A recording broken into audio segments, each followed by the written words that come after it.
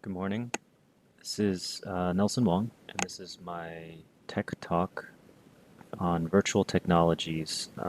Specifically, I was going to focus on non-procedural simulation, as it has more relevance to my research topic of debriefing training and doing that using virtual and remote technologies.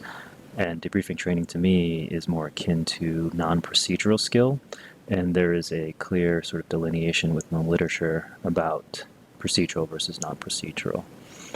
Um, so, objectives of the talk, as described by the syllabus, are to describe the state of the art in the technology I'll be describing.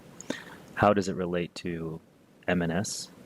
How is it used today and why is it important? And I will be bundling probably B and C together a little bit. And then for D is where is it headed in the future? So let's start with the state of the art in the technology. So I did a few quick searches, and when you look for virtual reality and you try to sort of buy the latest technology, the headset technology is probably the first thing that comes to mind. There there are four major categories listed in the literature. So there's the virtual headset, there's augmented reality, there's virtual worlds, and then just screen-based. Um, the non-procedural work is more focused on screen-based and virtual worlds. I think it's mainly because in healthcare simulation, the technology here, you can see the pricing is probably a little bit outside what we can get in the hands of most of our learners. There are cheaper options for virtual reality, such as Google Cardboard, which is basically just, cardboard and an app that lets you basically create 3D images, but I don't know that those have sufficient technology to create what we're looking for. Those are more ways of viewing three-dimensional um, videos. Um, One of the other categories that's in development is augmented reality. So there have been experiments in the past. Google Glass comes to mind. You can still buy some old Google Glass for somewhere between $800 to $2,000 online. I don't know that there are too many applications currently for Google Glass. Apple did announce recently that they are also getting into the augmented reality glasses industry or business, and they should have something in the next 2 years that the projected retail on that I think is about $500. And of course, your phone is very capable also of providing augmented reality experiences. In terms of the art in virtual worlds, this is World of Warcraft, I believe. I'm not too big into this myself, but from what I understand, this is one of the more popular ones. And I think this is the biggest business currently that's going on in this technology, um, largely because it has sort of the easiest interface. It utilizes existing technology, and there's not much of a learning curve in terms of people are very comfortable with their mouse and keyboard setups. And the big race in this is to create faster um, reaction times to your mouse and your keyboard setups. So I think this is probably what most people are comfortable with. So how does this relate to modeling and simulation, and how is it used today, and why is it important? Those are the next two big categories. So I think that virtual simulation is similar to where mannequin-based simulation was about 20 years ago. It was seen as sort of the next big wave that just needed critical mass in usership and in technology. But I think that similar to mannequin-based simulation, there's there's a potential for disruption, and there needs to be much more research involved as well. The It's a natural fit to extend from our traditional mannequin-based technologies and simulation into a more virtual component. And one of the biggest drivers right now, um, the big elephant in the room is the coronavirus pandemic. And so, with the idea that virtual is actually better and safer, there's probably going to be a bigger push in this direction. What you can see here is something that's already in existence as to the sort of current state in healthcare modeling and simulation for virtual technologies. Laerdal has moved, and the AHA has created this recertification of ACLS and BLS into a screen-based format for individuals to practice their cognitive and protocol-driven steps. There's a little bit of a learning curve, again, to using this, and I think there's sort of mixed reviews on it. But one can't argue that it is convenient and probably less expensive to the end user to utilize this particular format.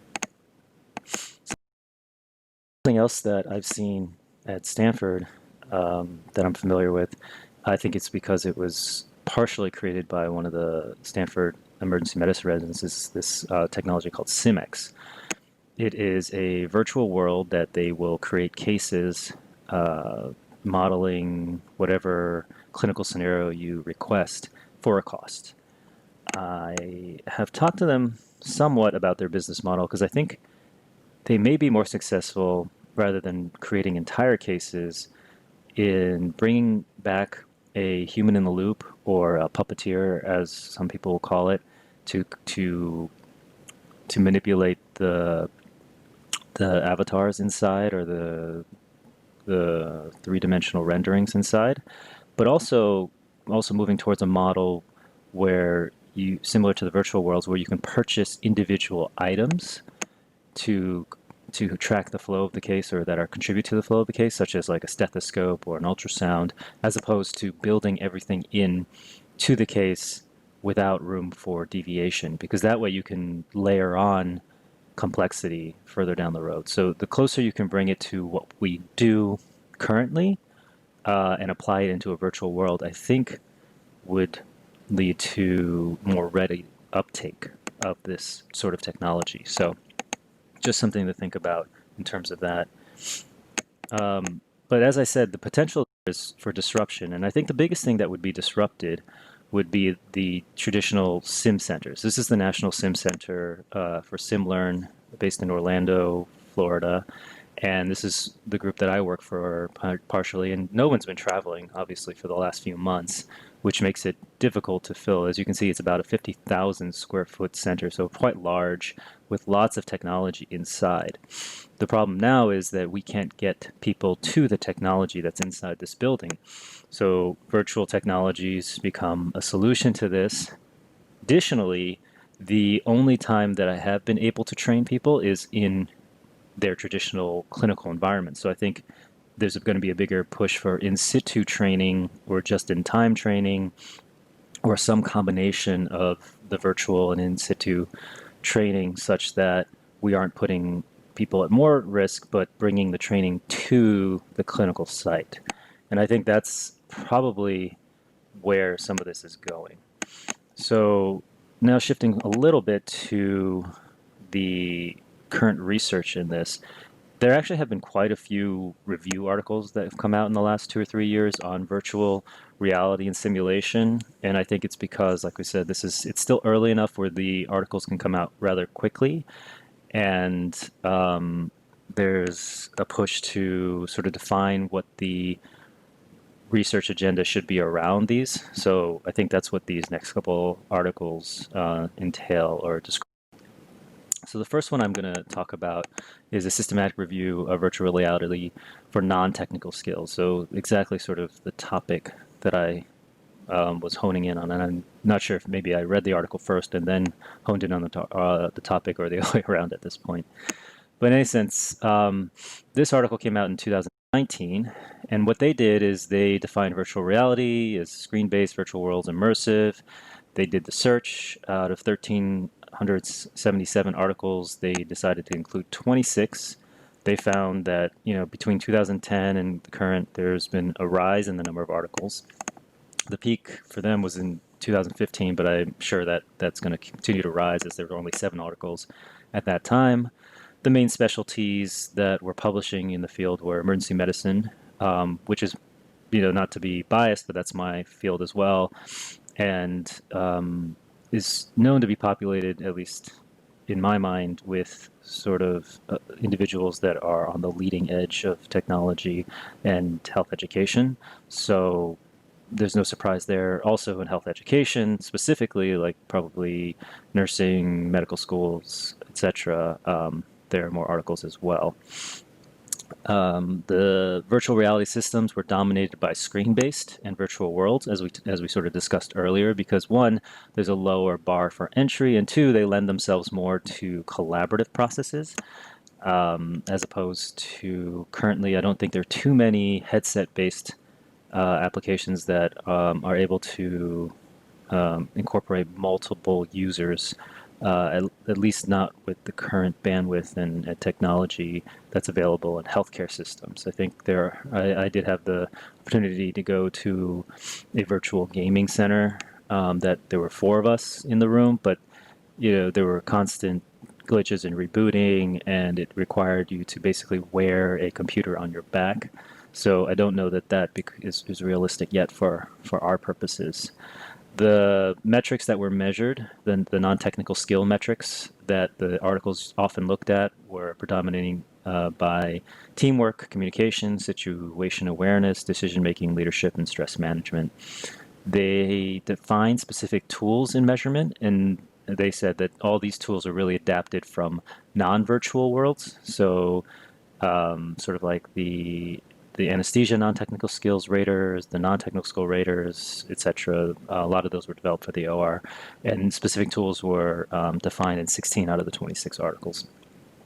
Outcome measures were typically, as we saw with the initial mannequin-based simulation articles, were lower levels of Kirkpatrick, so along the lines of just reaction. Was it acceptable? Was it usable? And then also some basic knowledge ascertainment, which I think they said degraded pretty quickly over time, as does all knowledge based interventions if there's not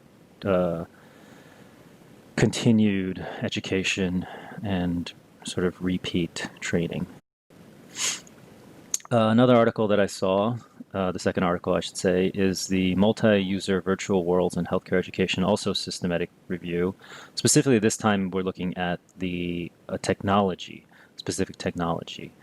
The big takeaway was that out of all the different possible virtual worlds, the big winner was Second Life. I think out of the 18, 15 or oh, sorry, 12 of them were based on Second Life. So this article looked at virtual reality, specifically multi-user worlds. They found 18 articles. They looked at it in terms of drivers, learning processes, outcomes, and then they found a few other aspects as well. So the drivers, they said, were quality and safety, interprofessional collaborative practice, which makes sense because they're specifically looking at a technology that incorporates multiple users. They also felt that governments, institutions, societies would have the biggest say in whether this technology was taken up in healthcare. And I think a large part of that is probably the cost of implementation, at least starting up. They saw a few instances where the educators, which they called bottom up, were the drivers. And then with a lot of the cases, they said that, one of the big drivers was that there was funding available. So that goes towards the government, institutions, societies providing funding, and that's what's driving this process. The learning processes that were looked at, again, similar to the previous article, were team training, communication, professional values, and critical thinking. So the non-technical side of things, which is not surprising given the topic of interest here. They looked at platforms and worlds, so virtual technologies, like we said, Second Life was predominant, and they were largely recreating hospitals and classrooms. The outcomes, again, were lower levels of Kirkpatrick, so attitudes and knowledge, perceived self-efficacy, sort of being attitudes as well.